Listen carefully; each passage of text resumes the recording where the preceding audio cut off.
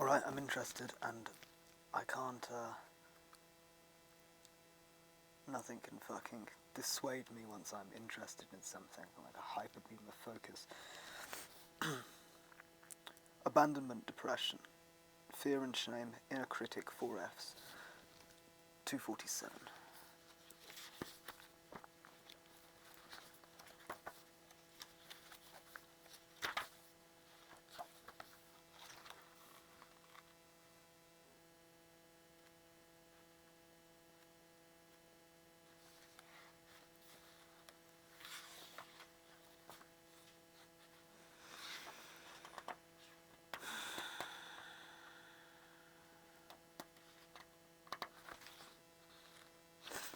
Oh fuck, the map, managing the abandonment depression.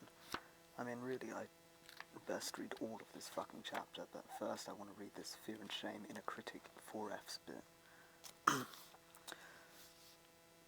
Let us look at a case example of how triggering works in the reverse direction. My mega-perfectionistic, flight-type client, Mario, came into our session 5 minutes late.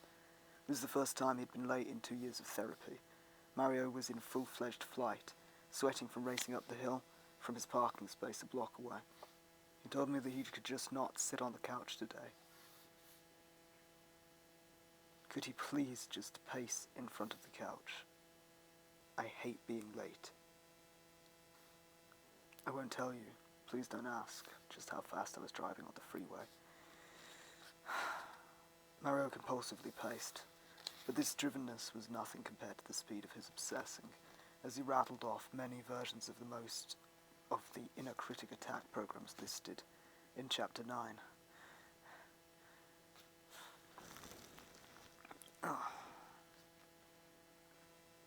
To him, his being late was merely the tip of the iceberg of his defectiveness. As his rant against himself amped up, he increasingly scared himself with his own words and shamed himself with his parents' disgust.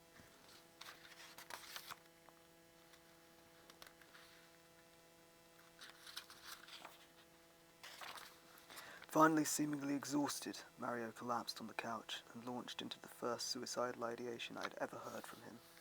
He had just landed in the pit of the abandonment mirage, depression encrusted with fear and shame. Oh. And was sinking to the bottom in a despairing depression of helplessness and hopelessness. This was the real depression of helplessness and hopelessness. Fuck. This was the real helplessness and hopelessness that had so characterized his childhood. Fortunately, I'd been diligently planting seeds about his need to grieve over the last 2 years. For the first time since early childhood, the tears came, and it was the most moving monsoon I'd witnessed in ages. He cried for the little forsaken boy he had been. He came home via his pain, to being on his side.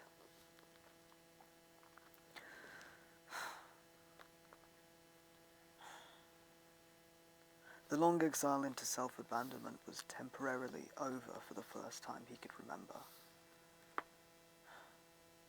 We were then able to look at the cycle of reactivity that had turned into a cyclone, triggered by a traffic jam, into the terrible danger of being late.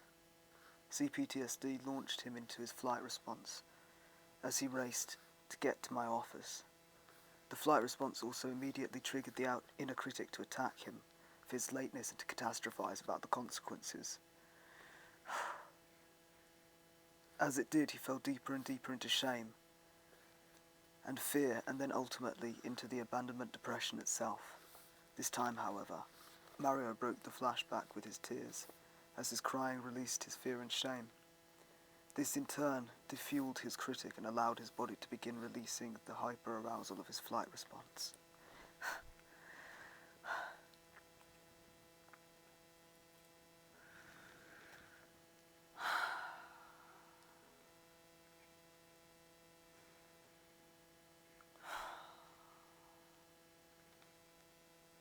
He had not been able to do this. He most likely Had he not been able to do this, he most likely would have continued attacking himself with shame-fueled perfectionism and fear-fueled drasticizing.